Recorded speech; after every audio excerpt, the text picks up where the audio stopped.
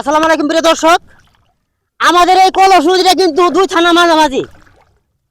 আমাদের শেরপুর জেলা এবং জিনগরী থানা, নাইলদাবাড়ি থানা, দুই থানার মাঝামাঝি আমাদের কলস নদী ব্রিজ। যুগ যুগ ধরে অপেক্ষা করছে আমাদের এই কলস নদীর, আমাদের গ্রামের মানুষ, কিন্তু ব্রিজটা হচ্ছে না। কেন হচ্ছে না? আমি একটা আমার বোনের কাছে প্রশ্ন করবো, বোন আমার কি বলে। আসসালামু আলাইকুম বোন।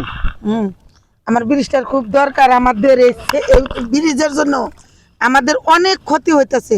না পারি বাচ্চা লেখাপড়া করাইতে, না পারি ভালো জায়গায় বিয়ে করাইতে, না পারি একটা সন্তান মানুষ করতে। আমাদের অনেক কষ্ট, অনেক পরিবর্তন হয়ে গেছে। আমার ব্রিজটা খুব প্রয়োজন, খুবই প্রয়োজন, খুব প্রয়োজন আমার। তাহলে ভালোভাবে ভদ্রভাবে বলেন সরকারের কাছে, এবং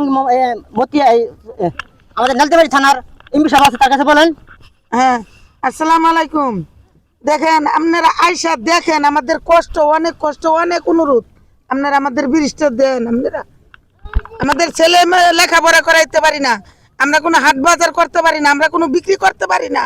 আমাদের অনেক কষ্ট দেন, আমরা নদীতে বাসি, পানিতে বাসি। আপনারা এসে দেখে যান।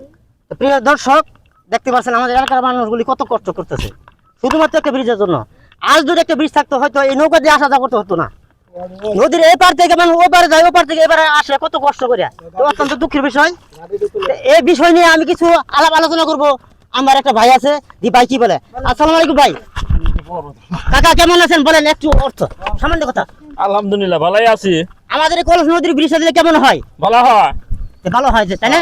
তো কিছু কথা পেশ করুন। কি পেশ করবো, আমরা লেখা বাজার ঘাট করতে পারি এটা অনেক অসুবিধা। আঙ্গুর পোলাফান স্কুল মাদ্রাসায় যাবার হয় না, তারপরে হাট বাজার করা, এই ব্রিজ বেগরে পানি যখন বড় বন্যা হয় নাও ধরুন যায় না, কি হয়ে যায়, বুড়ে জায়গা। এরপরেও ধান চাল বেসন লাগে, ধান চাল বেসন কষ্ট। যেভাবে হোক আপনারা এই ব্রিজটা দিয়ে দেবেন। তো প্রিয় দর্শক, দেখতে পাচ্ছেন আমাদের এলাকার মানুষগুলো কত কষ্ট করছে শুধুমাত্র একটা ব্রিজের জন্য। যুগ যুগ ধরে অপেক্ষা করছেন। ছোট ছোট বাচ্চারা কিন্তু জীবনে ঝুঁকি নিয়ে স্কুলে যায়, মাদ্রাসা যায়, আমাদের সামনে বাজার। আমি আমার নতুন সরকার এবং বাংলাদেশ সরকারের কাছে তারিখ সারেকের অনুরোধ করছি, আমার এই ভিডিওটা যারা দেখবে বেশি বেশি শেয়ার করবেন। আমাদের নাইলদাবাড়ি থানার ফাহিম চৌধুরী সাহেব আছেন, তার কাছে আমার অনুরোধ, আপনি যেভাবেই পারেন আমাদের এই কলস নদীর বিশ্বাস করে দেন, করে দিলে আমাদের গ্রামের মানুষগুলো আসা করতে অনেক সুবিধা হবে, অনেক ভালো হবে। এই বলে আমার কথা শেষ করছি। আসসালামু আলাইকুম, সবাই ভালো থাকবেন, সুস্থ থাকবেন, খুদা হাফেজ।